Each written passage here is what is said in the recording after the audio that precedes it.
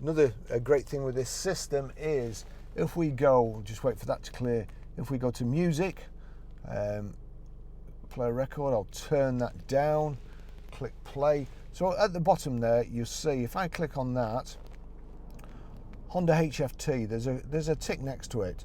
So that means that anything we play, any audio that's playing on our phone will come through the audio system in the Honda if you've got the right buttons pressed. So we'll go back.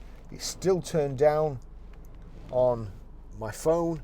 If I now go to source, you'll see there I can select what I want. Now that's Bluetooth hands-free there.